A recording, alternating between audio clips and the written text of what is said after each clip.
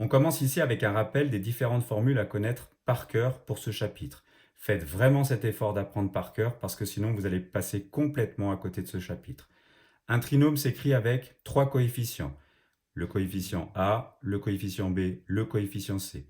Dès que vous avez un trinôme sur lequel vous allez travailler, notez bien sur votre feuille quelle est la valeur pour A, quelle est la valeur pour B, quelle est la valeur pour C. Le discriminant, c'est-à-dire le delta, se calcule avec ces trois lettres.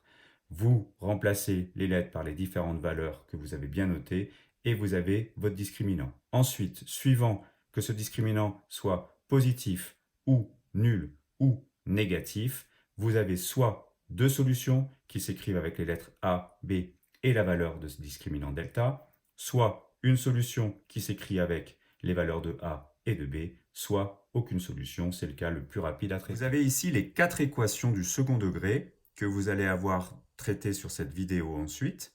Pourquoi je les ai mises? Tout simplement parce que si vous avez commencé à voir ça en classe, si vous avez commencé à apprendre, et j'insiste bien, à apprendre vos formules, vous pouvez totalement essayer de trouver les solutions en essayant de voir dans quel cas on se trouve. Est-ce que le discriminant est positif? Est-ce qu'il est nul? Est-ce qu'il est négatif? De toute façon, vous pouvez essayer. Les solutions, les explications et les méthodes vont être données à la suite. Devant une équation du second degré comme celle-là, la première des choses à faire, c'est de bien repérer quelle est la valeur du coefficient A, 3, B, attention, moins 7, C qui vaut 2. Je vous conseille de bien l'écrire. A est égal à 3, B est égal à moins 7, C est égal à 2. À partir de là, vous marquez votre formule du discriminant. Delta est égal à B carré moins 4AC. On peut rappeler la formule. On remplace le B par moins 7. Mettez bien une parenthèse. Si vous oubliez cette parenthèse, vous risquez de faire faux au niveau de votre calculatrice. Le carré est en dehors de la parenthèse. Moins 4 fois A qui vaut 3 et C qui vaut 2.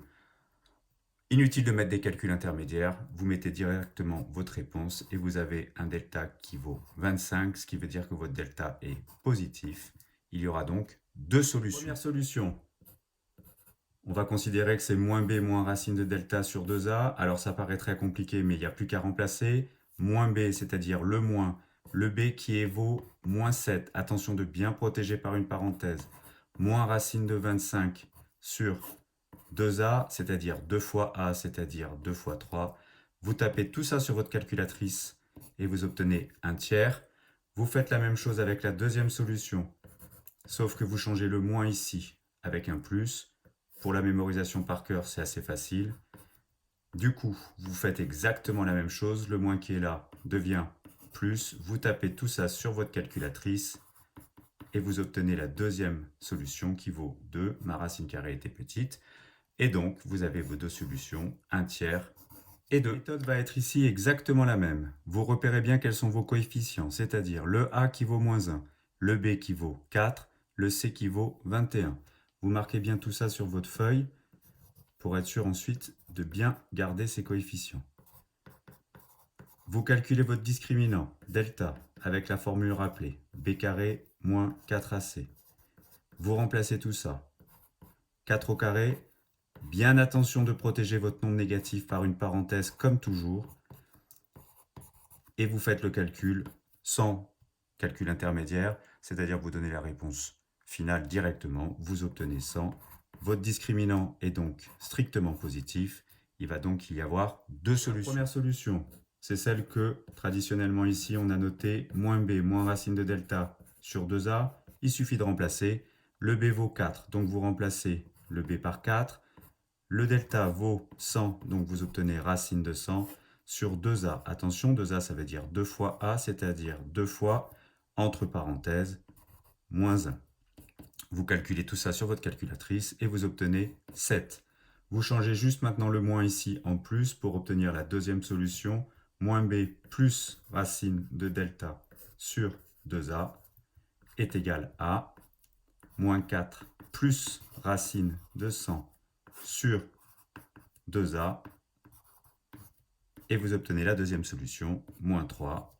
Vous avez bien vos deux solutions, 7 et moins 3. La méthode générale reste toujours la même. Vous regardez bien quels sont vos coefficients. Le a ici qui vaut 1. Attention, ne pas oublier le 1. le B qui vaut moins 3, le C qui vaut 5. Vous marquez tout ça. A est égal à 1, B est égal à moins 3, C est égal à 5. Vous calculez votre discriminant, delta, B carré moins 4AC. Petit à petit, on commence à connaître ça par cœur. B carré, attention, c'est un nombre négatif. Vous le protégez bien par une parenthèse. Vous le mettez au carré et vous faites ensuite 4 fois 1 fois 5. Et ici, on va tomber sur un cas très particulier puisque le discriminant est négatif. Donc, aucune solution. Le travail s'arrête là.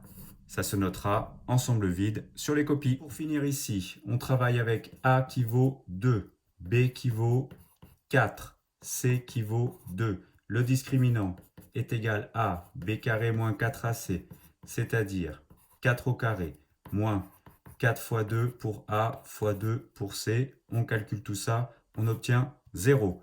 Donc, une seule solution qui s'écrit moins B sur 2A, c'est-à-dire moins B avec B que je remplace par 4, divisé par 2 fois A, c'est-à-dire le A que je remplace par 2.